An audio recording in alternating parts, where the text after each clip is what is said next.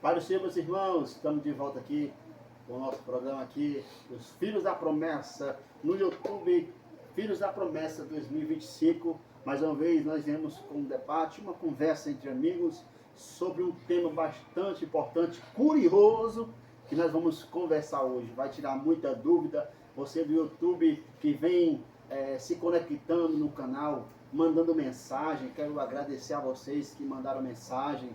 Vocês que curtiram também no YouTube, você também no Instagram, a gente agradece também vocês que curtem, nas enquetes também, viu?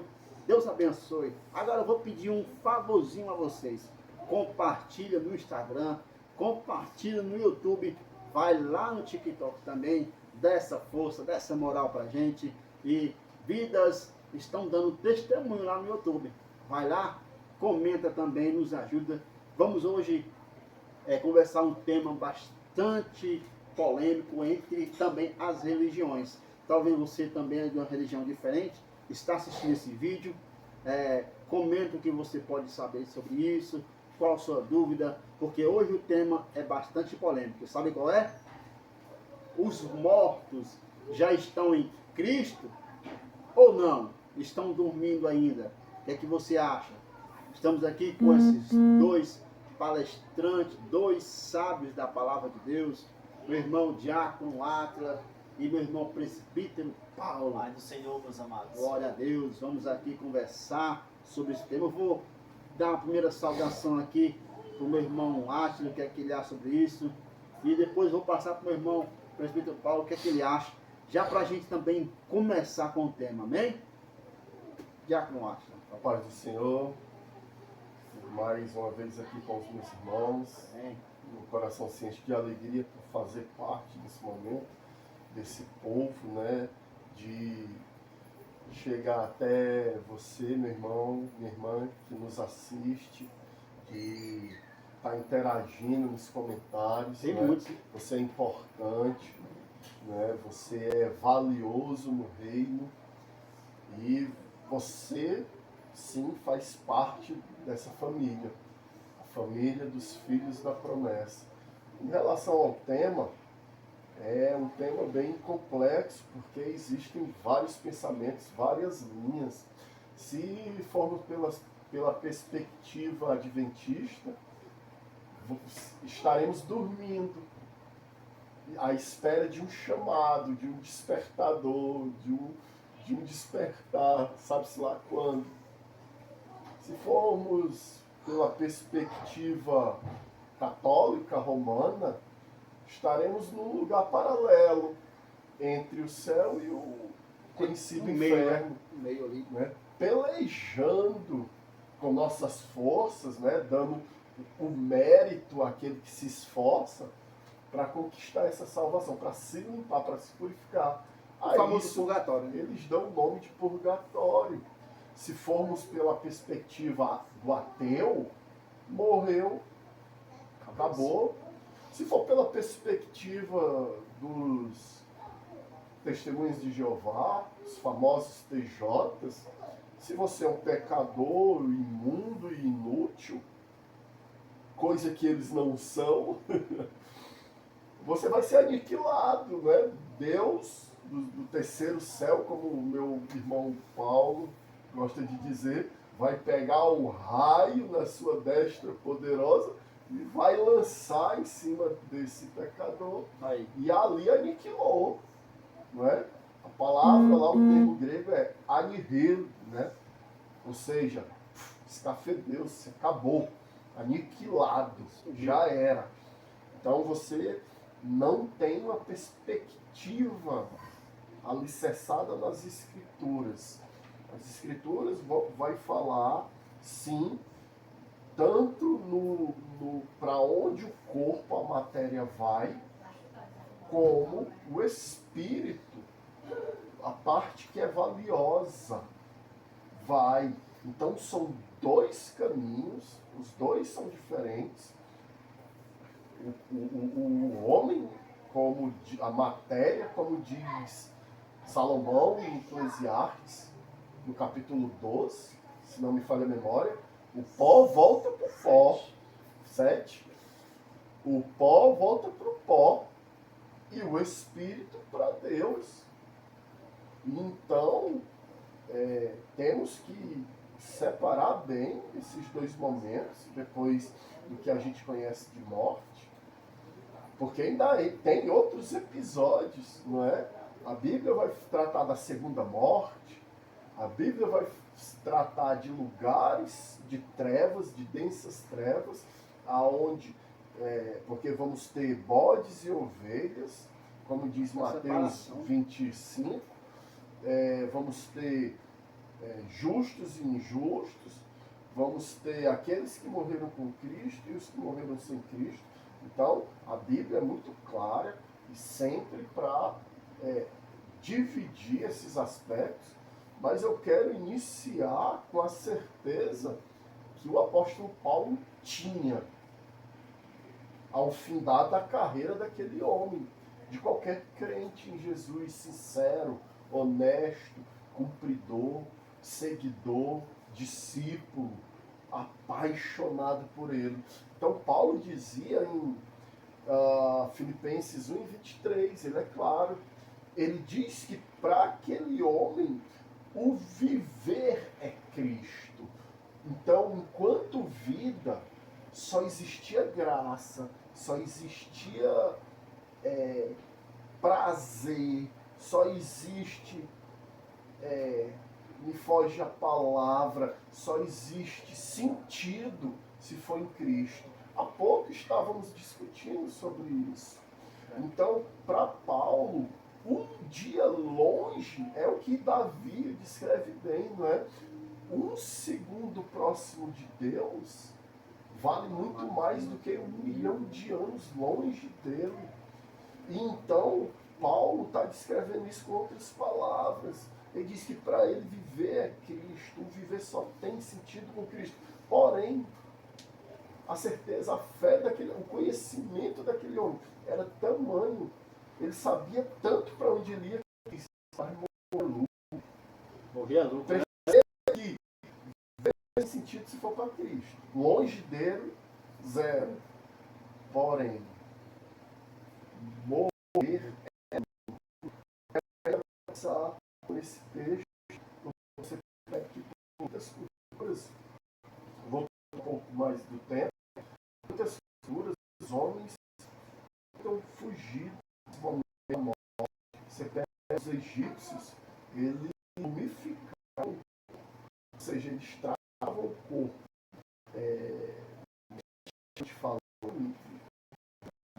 assim, né, para conservar o corpo a ponto de que a fé deles é que depois que passassem pelo tribunal, que é o tribunal de Osíris, não vem o caso falar sobre isso, eles voltariam, a alma volta, o espírito procuraria aquele corpo, por isso que eles tinham que conservar o corpo.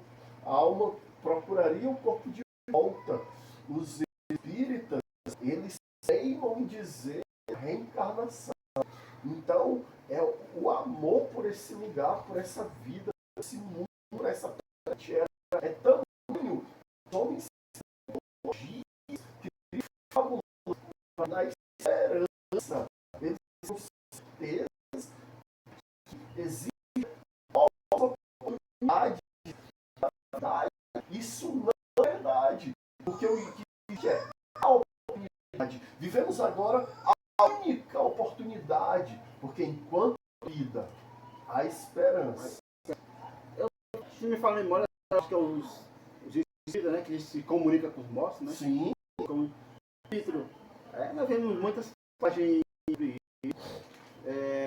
sobre questão se os mortos estão com Cristo ou não, né? Tem algumas dúvidas de pessoas que estudam dizendo que o ladrão da cruz não está com Cristo, está no paraíso, mas não está com Deus, né? Aí já a pessoa diz que ele está dormindo. Quer saber do nosso irmão presbítero Paulo, o que é que ele acha? Está ou não está com Cristo? Tira essa dúvida aí. A paz do Senhor, meus amados irmãos. O ladrão da cruz, ele diz que quando ele se arrepende, conheço Deus como Salvador e conhecer ele é o caminho da vida no momento, reconhecer graças do Senhor Jesus, muitos essa maravilhosa, mas na forma tá, né? Você tá indo e um dia você vai se levantar. E o ladrão da cruz acreditou e o próprio Senhor diz: hoje mesmo traz comigo no paraíso. Mas antes de falar, eu quero ler aqui só um versículo.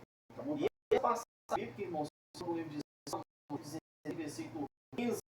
Mas é uma passagem que muita gente não vai gostar de, principalmente a situação de hoje em dia, a qual vem do.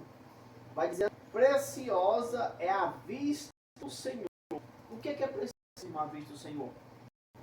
A morte dos seus santos. Eu queria deixar essa passagem para você refletir na sua casa. Mas o assunto aqui é outro.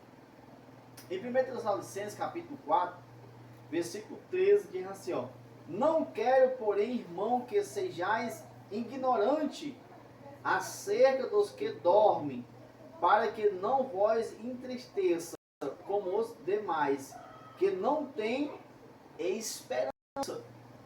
Aqui o apóstolo Paulo está falando para um povo que eles não ficar tristes acerca das pessoas que dormem. Morreram, né? Exatamente. Ele usou a palavra dormir para não se expressar de uma forma tão dura. Fulano está morto. Imagina só você estar na sua casa e alguém chega para você assim: ei, teu filho mais novo, né? Acabou de morrer. Ele vai chegar de uma, não vai chegar de uma forma tão dura. Vai dar uma notícia de uma forma mais branda para você ter noção do que está acontecendo. Aqui o apóstolo Paulo usou a forma de dormir. Ele diz mais, mas só que a pessoa não está dormindo não, viu? Porque se sabemos que Jesus morreu, ressuscitou, assim também em Jesus dorme, Deus torna a trazer ele. O que existe pela palavra do Senhor, é nós os que estamos vivos, a vida do Senhor, não precederam os que por meio do Senhor do céu, com o marido, com o arcanjo, com a trombeta de Deus, e os que morreram em Cristo ressuscitarão primeiros.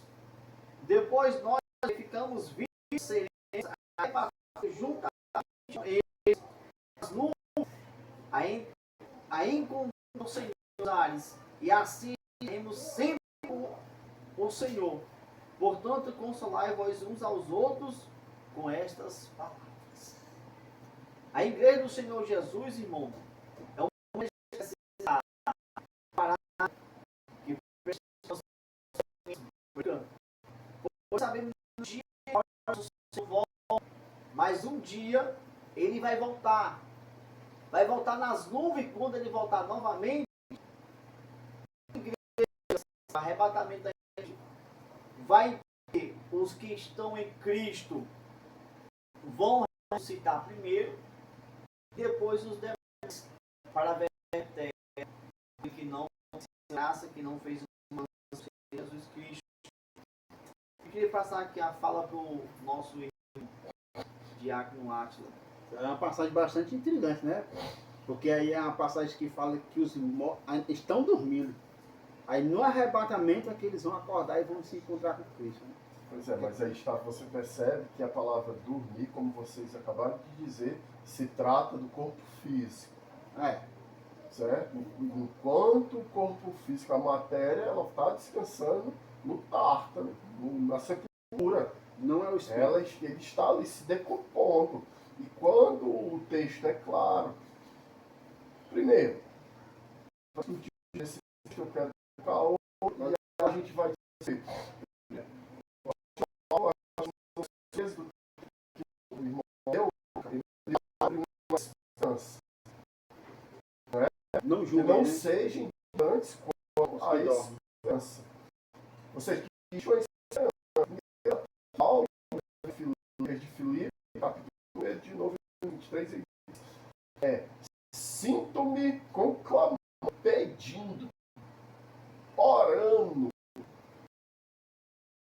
pelos santos. Ou seja, está vivo como partir.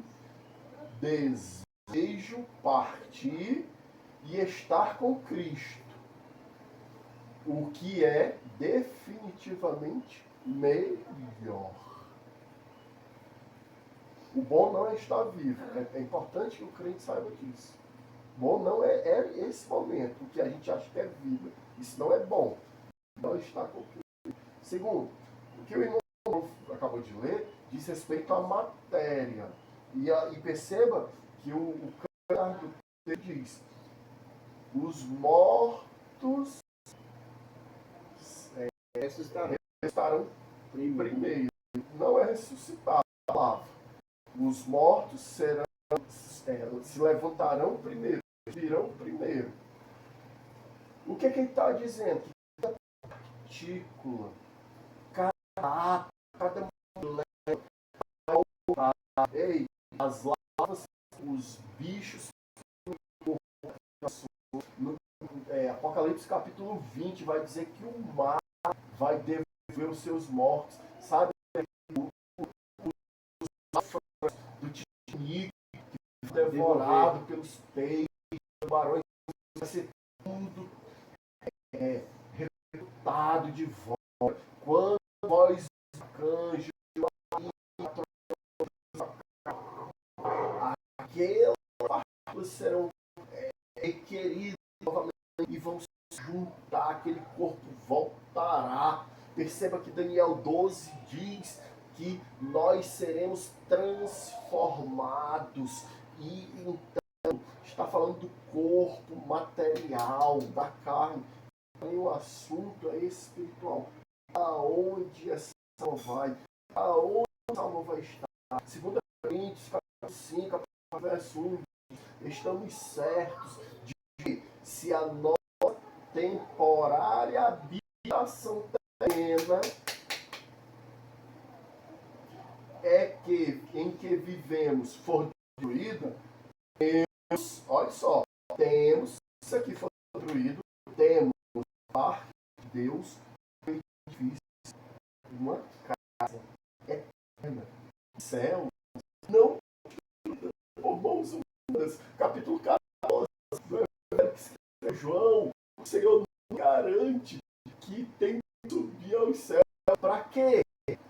Vos preparar uma morada, uma habitação. O homem, quando morre, ele está confirmando aqui, João, em Coríntios, o que Eclesiastes está falando, capítulo 7, não foi? Não, o Espírito volta para Deus.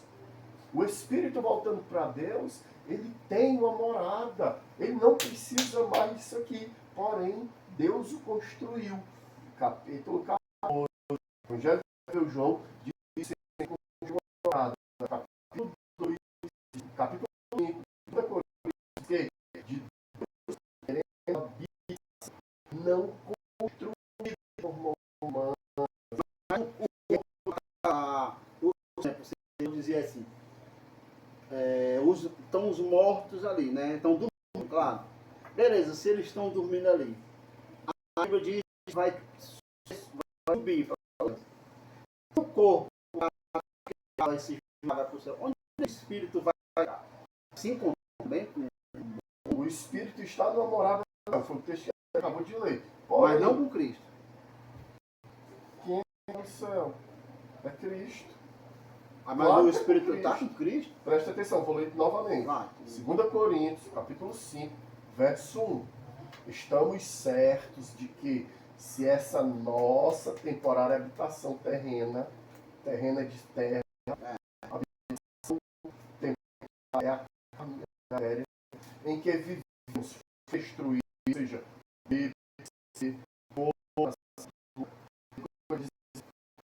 da parte de Deus, da parte de Deus construiu, Deus já preparou a casa eterna no céu, não construída por mãos humanas. Coríntios, capítulo 15, 1 Coríntios, capítulo 15.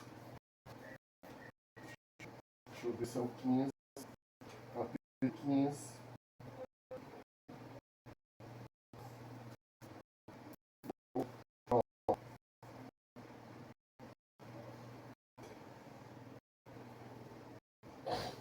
Capítulo 15, verso 2. Ora, se está sendo pregado que Cristo ressuscitou dentre os mortos, como alguns de vocês estão dizendo, que não existe ressurreição dos mortos, se não há ressurreição dos mortos, nem Cristo ressuscitou, e se Cristo não ressuscitou, é inútil a nossa pregação.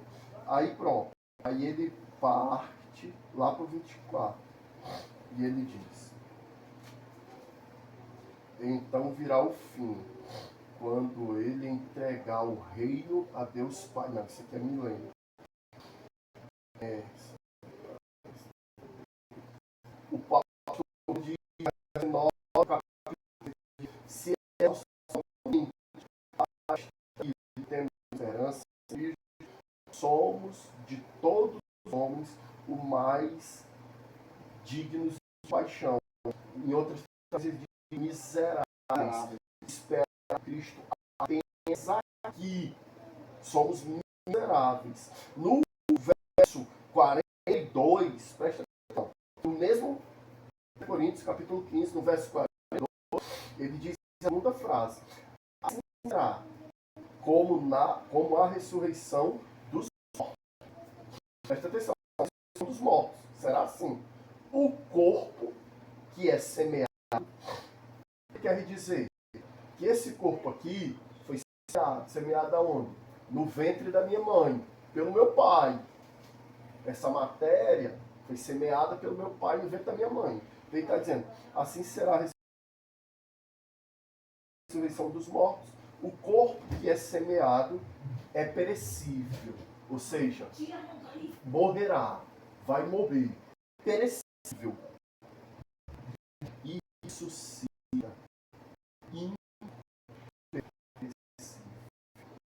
Semeado em desonra e ressuscita. Semeado em fraqueza, ressuscita em poder. É semeado um corpo natural e ressuscita um corpo espiritual. Se há corpo natural, há também um corpo espiritual. Assim, o primeiro tornou-se vivente. O último Adão, espírito vivificante. O que o Senhor está querendo dizer?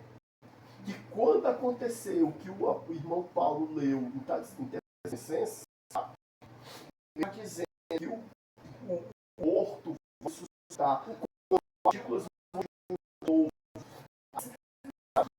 tocar da terra, depois do arcanjo, a mesma coisa que aconteceu. Jesus dizendo, Lázaro, sai para fora. Chamado, então. Isso é a cabeça de Deus. Isso é a voz do marido e do arcanjo. É Lázaro, sai de fora. E as partículas se juntando. O que era morto agora está subindo. O Espírito está descendo de volta. Eles vão se encontrar. E agora vão ser feitos. Se lembra que o texto acabou de dizer, o que era perecível agora passa a ser imperecível. O que é que Daniel fala a respeito disso? Daniel, capítulo 12. Vamos lá. Daniel, capítulo 12. Já o Paulo vai dar a instrução direita. Temos que abrir a Bíblia. Não é o que eu acho. Daniel, capítulo 12, a partir do verso 2. Isso aqui, uma parte dele é depois do milênio. Quem capítulo de explicar isso, mas 12, 2 de bons que no pó da terra acordarão. Ele vai dizer, uns outros vergonha eterna acordarão para a vergonha eterna, para o desprezo eterno, aqueles que são sábios, ou seja, que em Cristo, o que é que o texto está dizendo? Reluzirão. brilharão. Serão uma estrela, uma lâmpada.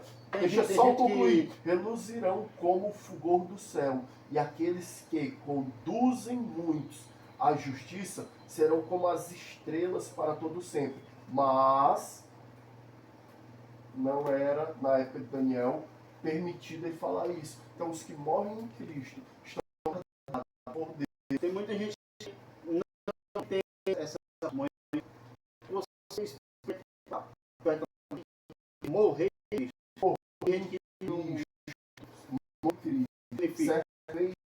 Jesus ensinando, vale a memória agora. Ele diz, não se preocupais com aquele que possa tirar a tua vida.